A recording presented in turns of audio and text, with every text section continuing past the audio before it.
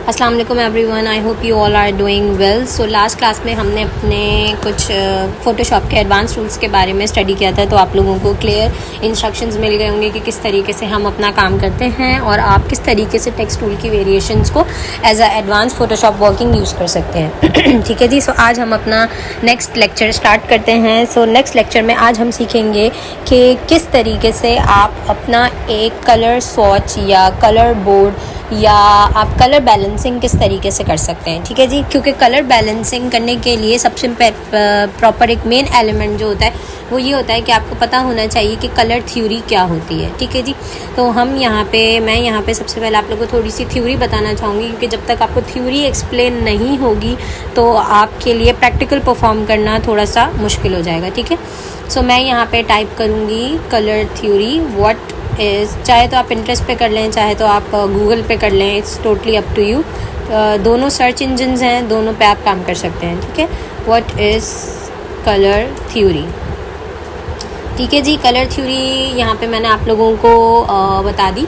Basically colour theory क्या होती है? कलर थ्योरी ये होती है कि जिससे आपको बहुत सारी चीज़ें पता चलती हैं कि किन तरीक़ों से आप अपने कलर को जो है वो यूज़ कर सकते हैं। ठीक है। जैसे कि मैं यहाँ पे आपको दिखा रही हूँ कलर थ्योरी। ये एक बच्चे ने या जो भी एक वर्कशीट आप लोगों को यहाँ पे नज़र आ रही होगी, कलर थ्योरी क्या है? Colour is an element of art. Every time उसने अपने बारे में लिखा है, every time I use colour I am creating a colour scheme, this is a colour wheel, the most common colour schemes are listed below. ठीक है। तो उसने कुछ कलर को यहाँ पे इनलिस्टेड किया है, कुछ अपने हिसाब से उसने अपनी वर्कशीट को ड्रॉ किया है। ठीक है। सो यहाँ पे मैं आपको एक और वर्कशीट दिखाना चाहूँगी। ये सारी प्रैक्टिस वर्कशीट्स होती हैं जिसमें आपको जो है वो बहुत सारी चीज़ें नज़र आ जाएंगी। ठीक है। सो ये होती है आपकी बेसिकली कलर थ्योरी, जिसमें आपके कलर व्हील्स बनते हैं। आप चाहे तो इस तरीके का कलर व्हील बना लें। ठीक है। इस तरीके के कलर व्हील भी बनते हैं।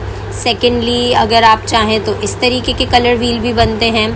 ठीक है। और जो एक एप्रोप्रिएट कलर व्हील होता है ना, जो हम यूज़ करवाते हैं या जो हम बनवाते हैं, वो ये होता है।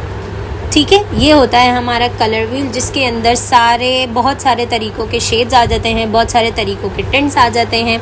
हर तरीका आप इसमें देख सकते हैं, हर शेड आपको इसमें मिलेगा, हर टिंट आपको इसमें मिलेगा और हर चीज़ें आपको डिटेल में इसमें एक्सप्लेन होंगी। देखिए जिस तरीके से ये वाला कलर व्हील आपको नज़र आ रहा है, इस कलर व्हील में क्या आपको नज़र आ रहा है? इस कलर व्हील में ये नज़र आ रहा है कि आपको ये मालूम होगा कि हमारे पास 3 बेसिक कलर्स होते हैं, जो कि हमारे प्राइमरी कलर्स होते हैं, या जिनको आप ये कह सकते हैं कि जो हमारे बॉटल कलर या ट्यूब कलर या नेचुरल कलर्स होते हैं। ठीक है। वो होते हैं हमारे येलो, रेड एंड आपका blue. Okay. Yellow, red, blue, ये 3 कलर्स होते हैं। एंड देन आपका वाइट और ब्लैक तो आपके साथ होता ही होता है। बाकी के जितने भी आपके कलर्स हैं ये आपके प्राइमरी कलर्स होते हैं। बाकी के आपके जितने भी कलर्स आप बनाते हो जो आपको यहाँ नज़र आ रहे हैं, ग्रीन के शेड्स हैं, लेमन ग्रीन के शेड्स हैं, ग्रीन ऑरेंज के शेड्स हैं, मस्टर्ड के शेड्स हैं, पिंक के शेड्स हैं, रेड के शेड्स हैं, ब्लू के शेड्स हैं, पर्पल है, एक्वा है, टील है, जितने भी आपको यहाँ पे शेड्स नज़र आ रहे हैं ये सब आपके कलर मिक्सिंग पे जाके क्रिएट होते हैं। ठीक है। सो कलर थ्योरी का जो एक मेन एलिमेंट होता है वो ये होता है कि आपने कलर्स को डीपली स्टडी करना है कि किस तरीके से आपने अपने कलर्स को लेके अपनी वर्किंग परफॉर्म करनी है। ठीक है। हमेशा याद रखिएगा कि जब भी आप अपना कोई भी पोस्ट क्रिएट करते हैं, जैसे कि अब आपने कलर थ्योरी देखी, मैं आपको यहाँ पे अब एक पोस्ट दिखाती हूँ। फूड पोस्ट हम देख लेते हैं, या आप कुछ भी देख सकते हैं। मैं यहाँ पे फूड पोस्ट आपको इसलिए दिखा रही हूँ क्योंकि उसके अंदर कलर्स बहुत ज़्यादा होते हैं। ठीक है। अब देखें ये जो फर्स्ट वाला पोस्ट है, इसमें आपको क्लियरली नज़र आ रहा होगा कि कलर की बैलेंसिंग कितनी खूबसूरत तरीके से हुई हुई है। ठीक है। अगर आपका बर्गर जो है, अगर उसने फूड पोस्ट में अपना बर्गर ऐड किया है तो उसका बैकग्राउंड और उसका टेक्स्ट आपस में सिंक्रोनाइज है। ऐसा नहीं हो रहा है कि टेक्स्ट कहीं जा रहा है या हमें टेक्स्ट बिल्कुल ही नज़र नहीं आ रहा, या बैकग्राउंड का कलर इतना ज़्यादा ओवर पावरिंग है कि आपकी जो मिड पिक्चर है या आपकी जो फोरग्राउंड पिक्चर है वो बिल्कुल छुप गई है, वो नहीं नज़र आ रही। ठीक है। सो ये चीज़ आप लोगों को अपने उसमें भी ध्यान में रखनी है कि हमेशा सबसे पहली चीज़ जो होती है वो होती है आपकी कलर बैलेंसिंग। ठीक है। इस पिक्चर में भी, इस पोस्ट में भी आपको नज़र आ रहा होगा कि किस तरीके से उन्होंने टेक्स्ट यूज़ किया है, किस तरीके से उन्होंने अपने कलर को बैलेंस किया है, किस तरीके से उन्होंने अपनी हर चीज़ को मैनेज करके प्रॉपर एक पोस्ट रेडी किया है। अच्छा, इसमें आपको अगर एक और चीज़ आपको अपने ध्यान में रखनी है बनाते वक्त, और आपको ये चीज़ पता भी होनी चाहिए कि जब भी हम कोई पोस्टर रेडी करते हैं, हम कोई पिक्चर रेडी करते हैं, या आप किसी भी पिक्चर से रिलेटेड कोई भी काम कर लें, सो उसमें आपके पास क्या होना चाहिए, उसमें आपके पास ये होना चाहिए कि आप जब भी अपनी नज़र लगाएं, मतलब जैसे आप फर्स्ट अटैम्प्ट में देख रहे हैं, जैसे हम ये पोस्ट फर्स्ट अटैम्प्ट में देख रहे हैं, तो आपको यहाँ पे नज़र आ रहा होगा कि आपकी नज़र हर जगह जा रही है, कि ऊपर 50% भी लिखा है, यहाँ भी नज़र जा रही है, ये वेजिटेबल लिखा है, यहाँ भी नज़र जा रही है, कुछ इन्होंने वेजिटेबल्स को कट करके एज अ बैकग्राउंड यूज़ किया है, यहाँ भी नज़र जा रही है, इन्होंने हॉलो टेक्स्ट इफेक्ट दिया है जो मैंने आपको अभी सिखाया भी है आपकी पिछली क्लासेस में, वहाँ पे भी हमारी नज़र जा रही है। इन्होंने एक बर्गर को लिया हुआ है और नीचे शेडो क्रिएट किया हुआ है, जिसकी वजह से वो बर्गर जो है वो अपने फोरग्राउंड इमेज पे जो है वो एक मेन एलिमेंट शो कर रहा है। ठीक है, हमारी वहाँ भी नज़र जा रही है। ऐसा नहीं है कि हमारी नज़र सिर्फ बर्गर पे जा रही है और हमारे टेक्स्ट छुप रहा है, या हमें नज़र नहीं आ रहा है, या हमारे लिए कलर इतना ज़्यादा ओवर पावरिंग है कि हमारी आँखों में चुभ रहा है। ऐसा नहीं है। उन्होंने जो भी अपने बैकग्राउंड, अपने फोरग्राउंड को देखते हुए अपने बैकग्राउंड के कलर बहुत ज़्यादा, बहुत खूबसूरती से बैलेंस किए हैं। इसी तरीके से इसी चीज़ को कहते हैं कलर बैलेंसिंग। अब आपके पास दो तरीके होते हैं, या तो आप सेम कलर पैलेट यूज़ कर लें, या तो आप कंट्रास्ट कलर पैलेट यूज़ कर लें। ठीक है, मैं आपको भी थोड़ी देर में बताऊंगी कि कलर्स की डिफ्रेंशिएशन किस तरीके से होती है। सेम कलर पैलेट का मतलब है, जैसे आप यहाँ देख रहे हैं कि सबसे इस पूरी पिक्चर में सबसे डार्क जो कलर है वो है आपका ब्राउन। ठीक है, जिस पे बर्गर लिखा हुआ है। सो सबसे डार्क कलर आपका ब्राउन है। वो ब्राउन इन्होंने कहाँ से लिया है, इनकी पैटी या इनके जो बन का नीचे वाला पार्ट है वहाँ से इन्होंने लिया है। बट वो जो ब्राउन है वो, और जो बन और पैटी का ब्राउन है वो थोड़ा सा डिफरेंट है। क्यों? क्योंकि जब भी आप किसी सेम कलर के ऊपर सेम एलिमेंट ड्रॉप करेंगे तो वो चीज़ इतनी ज़्यादा अट्रैक्टिव या नहीं नज़र आएगी। तो इससे बेहतर ये है कि जब भी हम कोई कलर ऐड करते हैं तो हमें उनके सेम शेड्स और सेम टिंट्स के साथ प्ले करना होता है। शेड्स क्या होते हैं, टिंट्स क्या होते हैं, ये भी मैं आपको थोड़ी देर में बताऊंगी। अभी आप सिर्फ इतना समझ लीजिए कि जब भी हम पोस्ट क्रिएट करते हैं तो आपके पास दो ऑप्शंस हैं, या तो आपके पास कलर्स आप जो चूज़ कर रहे हैं वो सेम होने चाहिए, सेम इन अ सेंस उनके कुछ शेड्स होने चाहिए, चाहे तो आप लाइटर टोन यूज़ कर लें, चाहे तो आप डार्कर टोन यूज़ कर लें।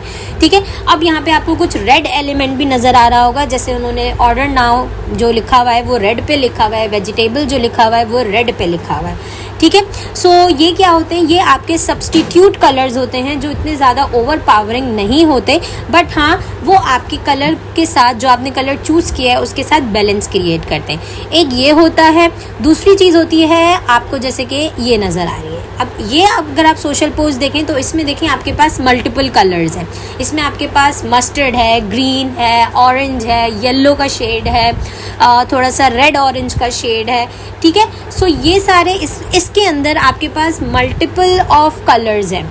सो आप इस तरीके से भी अपनी कलर बैलेंसिंग कर सकते हैं। आपको बस ये याद रखना है, आपको आपका मोटिव क्लियर होना चाहिए और आपके दिमाग में ये चीज़ क्लियर होनी चाहिए कि आप जो कलर यूज़ कर रहे हैं वो आपस में सिंक्रोनाइज करेंगे या नहीं करेंगे। ऐसा नहीं होना चाहिए कि आपने ब्राउन के साथ वो यूज़ कर लिया आपका मैरून कलर या डार्क रेड कलर और वो उसके साथ सिंक्रोनाइज नहीं कर रहा है, क्योंकि ऑब्वियसली आपका जो ब्राउन होता है वो इटसेल्फ एक वार्म कलर है और जो आपका डार्क मैरून कलर है वो भी इटसेल्फ एक वार्म कलर है। दोनों सेम फैमिली से बिलोंग नहीं करते हैं, लेकिन दोनों का जो अपना टेक्सचर है, दोनों की जो अपनी एक इंटेंसिटी है वो बिल्कुल सेम है।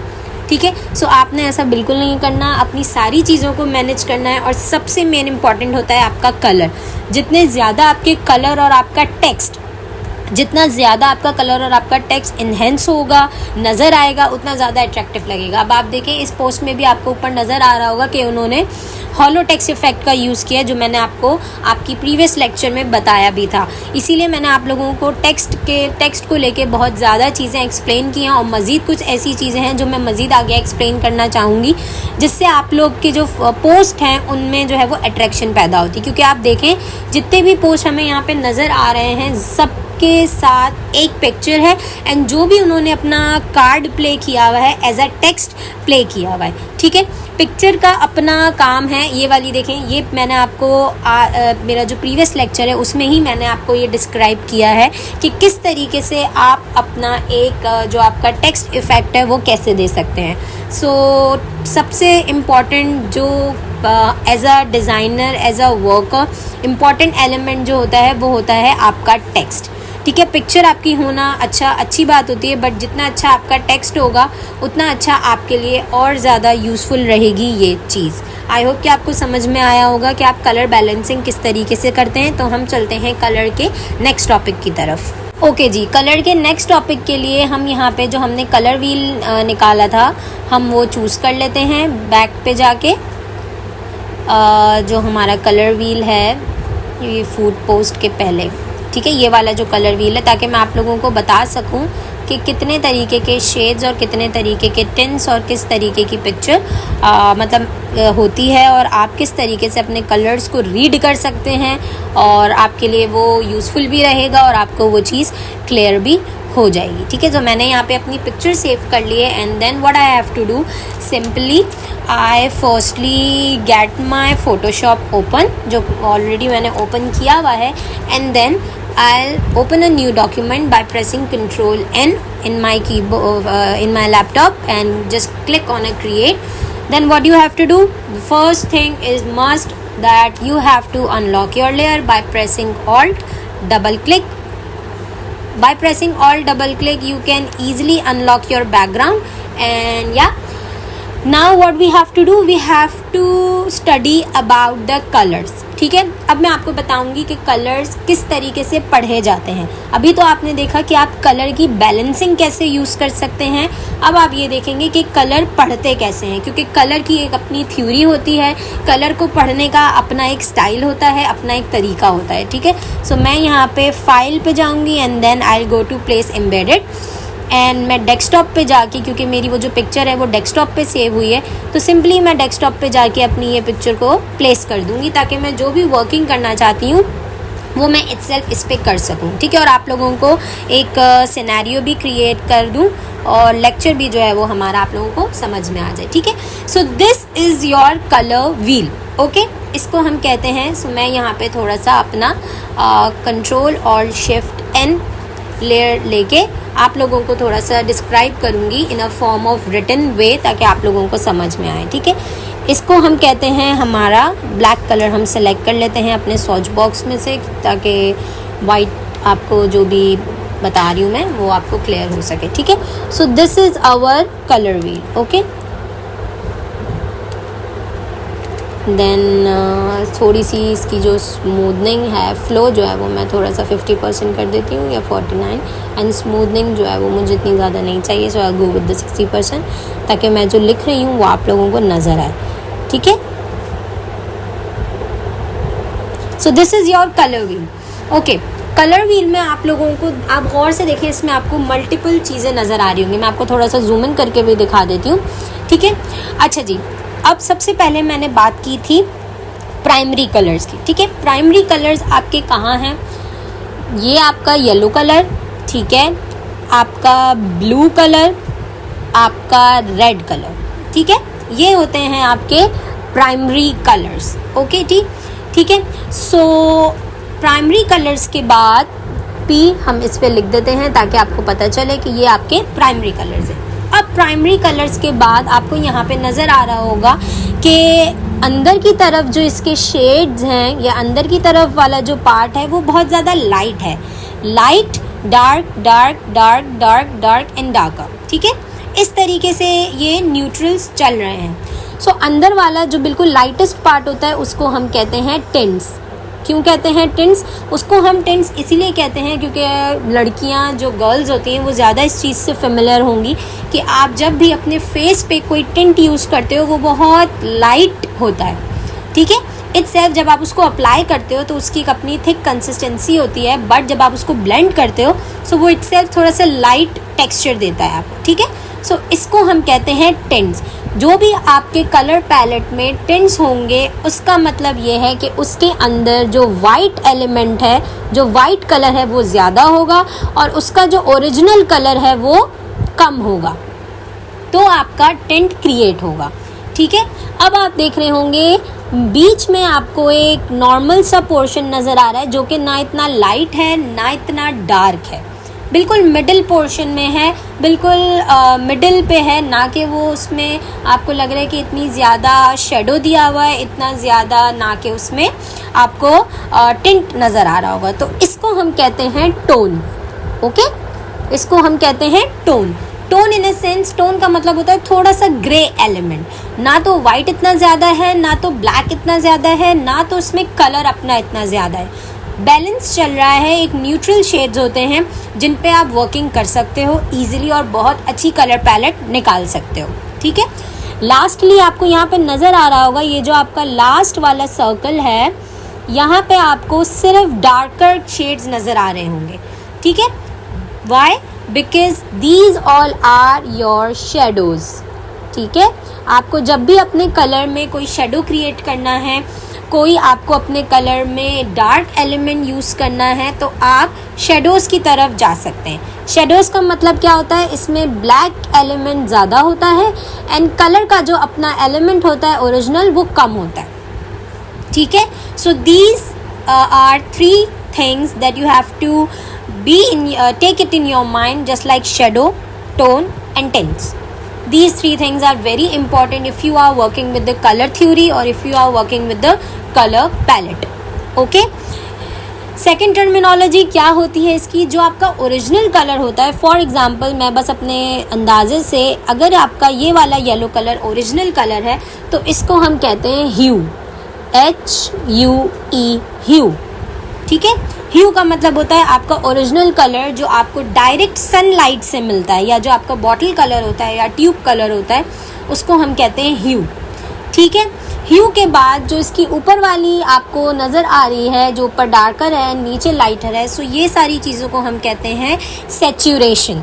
कितनी ज़्यादा आपने उसके अंदर सैचुरेशन इन्हेंस करनी है। सैचुरेशन का मतलब होता है intensity of a colour shade, कि कितना डार्क आप कलर चाहते हैं, कितना लाइट आप कलर चाहते हैं, ये सारी चीज़ें आपके सैचुरेशन पे डिपेंड करती हैं। ठीक है जी, सो जो आपका मेन कलर होता है उसको हम कहते हैं ह्यू, और जो आपका लाइटर और डार्कर कलर है उसको हम कहते हैं सैचुरेशन।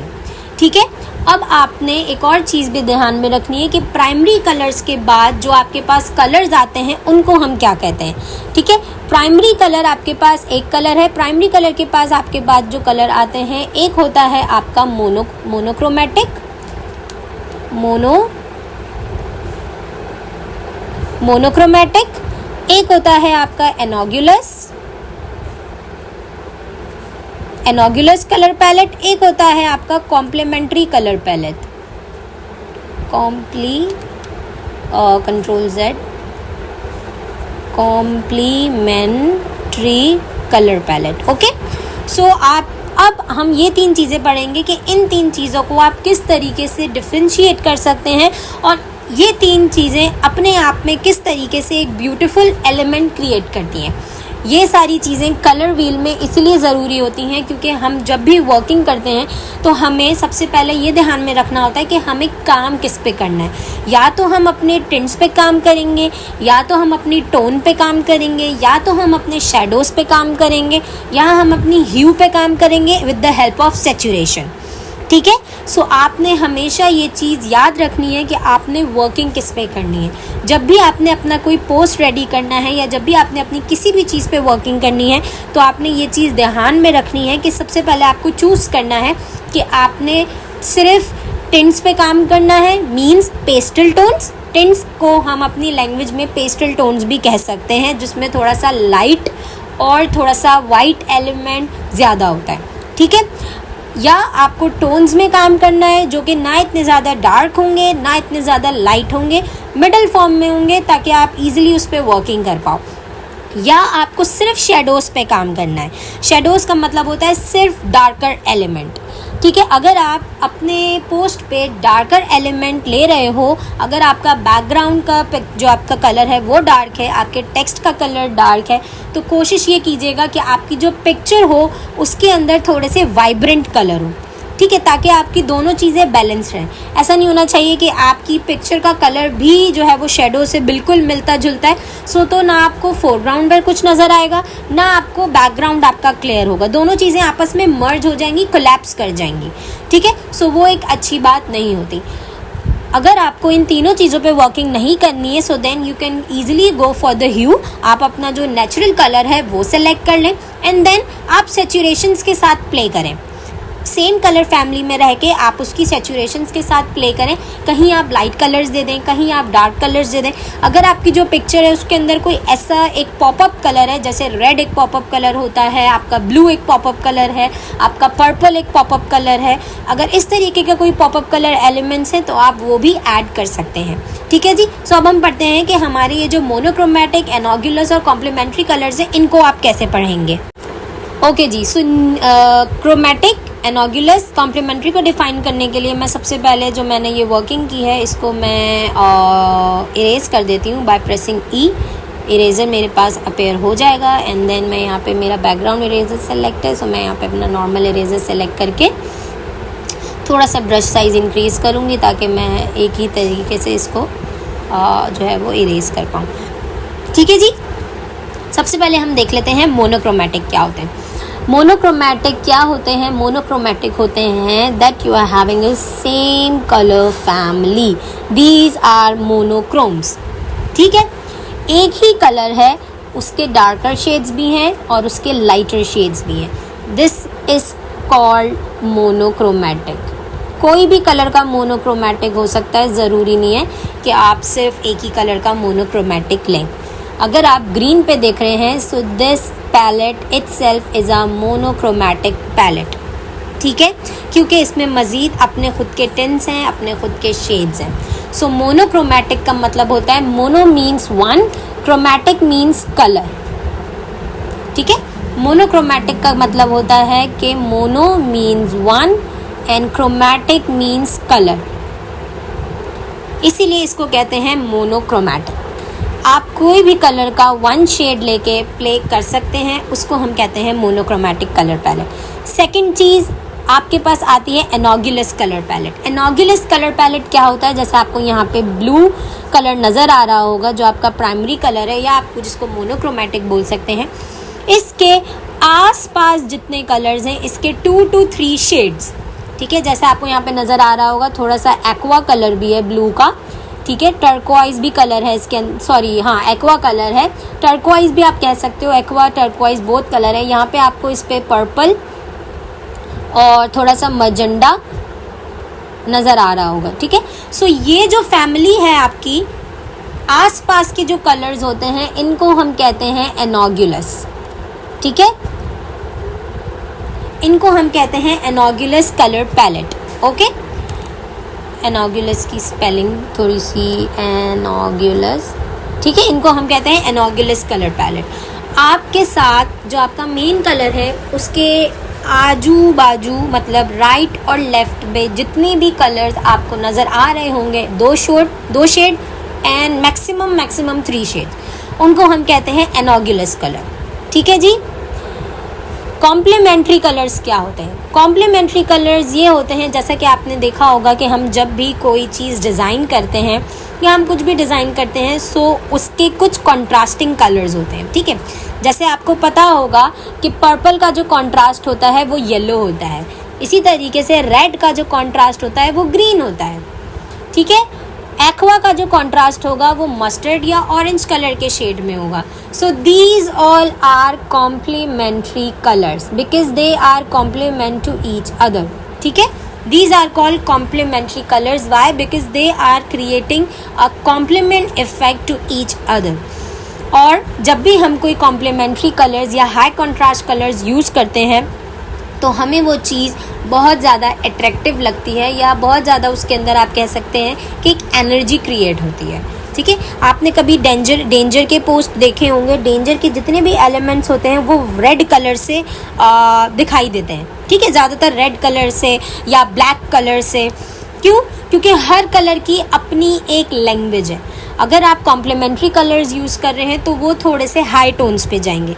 अगर आप एनोगुलस कलर पैलेट यूज़ कर रहे हैं तो वो मिडिल टोन्स पे प्ले करेगा। अगर आप मोनोक्रोमेटिक कलर टोन्स पे प्ले कर रहे हैं तो वो पेस्टल कलर टोन्स पे प्ले करेगा।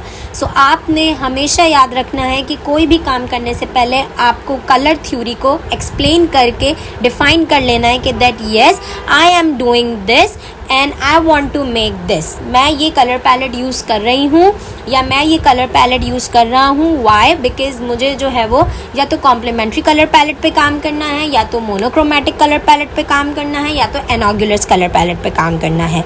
आई होप कि आपको कलर थ्योरी एक्सप्लेन हुई होगी कि किस तरीके से हम कलर्स की वर्किंग करते हैं, किस तरीके से आप कलर्स पे काम कर सकते हैं, किस तरीके से आप कलर्स को इन्हेंस कर सकते हैं। सो आपने ये चीज़ हमेशा अपने माइंड में रखनी है ताकि जब भी आगे जाके आप अपनी कलर पे वर्किंग करें, क्योंकि पोस्ट बनाने के लिए, अपना ज़िंदगी का कोई भी काम करने के लिए, अगर आप फोटोशॉप पे वर्किंग कर रहे हैं या कहीं भी वर्किंग कर रहे हैं, सबसे मेन एलिमेंट होता है आपका कलर की बैलेंसिंग। ओके जी। मैं यहाँ पे कुछ पोस्ट ऐड कर रही हूँ जिसमें आपको डिटेल में और ज़्यादा एक्सप्लेनेशन मिल जाएगी। सबसे पहला जो आपका पोस्ट है वो है मोनोक्रोमेटिक पोस्ट। ठीक है, तो इस पोस्ट में आप देख सकते हैं कि जितने भी कलर बैलेंस हुए हुए हैं वो सब एक ही फैमिली से बिलोंग करते हैं। ठीक है, सो मोनोक्रोमेटिक का मतलब मैंने आपको ऑलरेडी बताया था और आप लोग को यहाँ पे एक्सप्लेन भी हो रहा होगा कि किस तरीके से उन्होंने अपने बैकग्राउंड को, अपने फोरग्राउंड को, अपनी पिक्चर्स को, अपने टेक्स्ट को, किस तरीके से उन्होंने, अगर कोई एक एलिमेंट भी यूज़ किया है, कोई अगर डिज़ाइन एलिमेंट भी है, तो वो भी किस तरीके से इतनी खूबसूरती के साथ ब्लेंड हुआ है अपने ही मोनोक्रोमेटिक शेड्स में। कहीं पे टिंट्स यूज़ हुए हैं, कहीं पे शेड्स यूज़ हुए हैं as comparison to with your foreground image. उन्होंने अपनी हर एक पोस्ट को बैलेंस करा है और इस पोस्ट को हम कहते हैं मोनोक्रोमेटिक पोस्ट, क्योंकि इसमें एक ही फैमिली के कलर्स हैं और कुछ सिमिलर हैं, कुछ शेड्स हैं, कुछ ह्यूज़ पे काम हुआ है, कुछ टोन पे है, कुछ आपके शेड्स हैं और कुछ आपके टिंट्स हैं। ठीक है, सो आपने मोनोक्रोमेटिक कलर पैलेट को हमेशा, अगर आप मोनोक्रोमेटिक कलर पैलेट बना रहे हैं तो आपके पास सबसे पहले उसकी रिसर्च होनी चाहिए कि किस तरीके से मोनोक्रोमेटिक पैलेट्स वर्क करते हैं, और जो एग्जिस्ट हुए हैं उनमें से भी आप रिसर्च करके बहुत सारे आइडियाज़ को ले सकते हैं ताकि आपको ईजिली जो है वो एक आइडिया मिल सके। ठीक है जी। नेक्स्ट जो है आपका वो है आपका एनोगुलस कलर पैलेट। एनोगुलस कलर पैलेट के जो पोस्ट हैं वो आपको यहाँ पे एक्सप्लेन हो चुके होंगे कि सिमिलर फैमिलीज़ हैं। ठीक है, मैंने आपको यही बताया था कि एनोगुलस कलर पैलेट क्या होते हैं, आपके कलर पैलेट में से 2 या 3 शेड। ठीक है, आपके जो आसपास के शेड्स होते हैं उसमें से आप 2 शेड्स ले सकते हो, 3 शेड्स ले सकते हो। तो आपको यहाँ पे डिटेल में एक्सप्लेन हो रहा होगा और आपको समझ भी आ रहा होगा कि किस तरीके से उन्होंने अपने एनोगुलस कलर स्कीम को लेके या कलर पैलेट को लेके इस चीज़ को डिफ़ाइन किया है, एक्सप्लेन किया है और आपको वो चीज़ क्लियर हुई होगी। ठीक है, यहाँ पर आप देख सकते हैं बहुत सारे कलर्स हैं, येलोज़ हैं, रेड हैं, ऑरेंज है, मल्टीपल ऑफ कलर्स हैं। कलर्स का एक बंच है, लेकिन सब आपस में एक दूसरे के साथ रिलेट कर रहे हैं। ऐसा नहीं है कि कोई कलर ज़्यादा ओवरपावरिंग है और कोई कलर बहुत कम लग रहा है, ऐसा आपको कहीं भी शो नहीं हो रहा होगा। तो ऐसे कलर पैलेट्स को हम कहते हैं एनोगुलस कलर पैलेट। आप जब भी अपने एनोगुलस कलर पैलेट को बनाना चाहेंगे या बनाने की कोशिश करेंगे तो सबसे पहले आपने अपनी रिसर्च करनी है और इसी तरीके के पोस्ट को आपने अपनी रिसर्च में इन्वॉल्व रखना है ताकि जब आप इन चीज़ों को बनाएं तो आपके पास एक क्लियर पिक्चर में आपके पास मौजूद हो। ठीक है जी। लास्ट जो आपका थीम था वो था आपका complementary colour palette. Complementary post जिस तरीके का आपको नज़र आएगा, जिसमें आप साफ देख रहे हैं कि एक आपका जो पर्पल कलर है वो सीधा सीधा कॉम्प्लीमेंट होता है आपके येलो से। ठीक है, तो आप यहाँ देख रहे हैं एक हाई कॉन्ट्रास्ट जो है वो डेवलप हुआ है इस पोस्ट के अंदर, चाहे उन्होंने टेक्स्ट में यूज़ किया हो, चाहे उन्होंने बैकग्राउंड में यूज़ किया हो या किसी भी चीज़ में यूज़ किया हो। तो यहाँ पे आपको एक डिटेल में एक स्ट्रक्चर मिल रहा होगा कि अगर आप हाई कॉन्ट्रास्ट या कॉम्प्लीमेंट्री पोस्ट को क्रिएट करते हैं तो किस तरीके से आप अपने डिज़ाइन एलिमेंट्स, किस तरीके से आप अपने टेक्स्ट, किस तरीके से आप अपनी फोरग्राउंड और किस तरीके से आप अपनी बैकग्राउंड में अपने सारे कलर्स को देखते हुए, दोनों जो आपके कॉम्प्लीमेंट्री कलर्स हैं उनको देखते हुए आपने काम करना है। ठीक है, मोनोक्रोमेटिक कलर पैलेट में आपके पास जो है वो बहुत सारी कलर रेंज है, एक ही कलर की आप टिंट्स और शेडोज़ में प्ले करते हैं। और सेकंड आपके पास जो एनोगुलस कलर पैलेट है उसमें आपके पास कलर्स की वेरिएशन ज़्यादा आ जाती है। और तीसरा वाला जो लास्ट आपका कलर है वो है कॉम्प्लीमेंट्री, जिसमें आपके पास 2 कलर्स होते हैं जिनके आप या तो टिंट्स पे प्ले कर लें या तो शेड्स पे प्ले कर लें। आई होप कि आपको आज की क्लास समझ में आई होगी कि किस तरीके से आप अपनी कलर थ्योरी को रीड कर सकते हैं, किस तरीके से आप अपने कलर्स को मैनेज कर सकते हैं, आप किन किन कलर्स पे वर्किंग कर सकते हैं, किन किन तरीक़ों से उनको फॉलो कर सकते हैं, कौन कौन से ऐसे शेड्स हैं, कौन कौन से ऐसे टिंट्स हैं जो आपको आपकी वर्किंग में हेल्प करेंगे। अगर आप कॉम्प्लीमेंट्री कलर चूज़ कर रहे हैं तो आपको किन एसेट्स पे काम करना है, अगर आप एनोगुलस चूज़ कर रहे हैं तो आपको किन एसेट्स पे काम करना है, अगर आप मोनोक्रोमेटिक चूज़ कर रहे हैं तो आपको किन एसेट्स पे काम करना है। ठीक है जी। सो मेरी आपसे रिक्वेस्ट है कि काइंडली प्लीज़ मेरी एडवांस वीडियोज़ को देखने से पहले सबसे पहले आप मेरी बेसिक वीडियोज़ पे जो है वो फोकस करें और उनको स्किप करके ना देखें, उनको पॉज करके, उनको पॉज प्ले करके प्रैक्टिकली परफॉर्म करें ताकि आपको वो चीज़ क्लियर हो सके और आपको आगे जाके कोई भी मसला ना हो जब आप मेरी एडवांस वीडियोस को देख के उन पर वर्किंग करें। ठीक है जी। सो अपना बहुत सारा ख्याल रखिएगा, मुझे अपनी दुआओं में याद रखिएगा। अपनी सारी वर्किंग को प्रॉपर करके जितना ज़्यादा आप पोस्ट पे काम करेंगे, जितना ज़्यादा आप अपनी वर्किंग को इन्हेंस करेंगे उतना आपके लिए ज़रूरी होगा, उतना आपके लिए अच्छा रहेगा और उतना ही आप अपनी फ़ोटोशॉप की वर्किंग में स्ट्रॉन्ग हो पाएंगे। फ़ोटोशॉप की वर्किंग 1 दिन 2 दिन करने के बाद स्टॉप मत कीजिएगा। अगर आप लगातार करेंगे तो आपके लिए यूज़फुल रहेगी। मैं आपसे मिलती हूँ नेक्स्ट क्लास में। अपना बहुत सारा ख्याल रखिएगा। Take care. अल्लाह हाफ़िज़।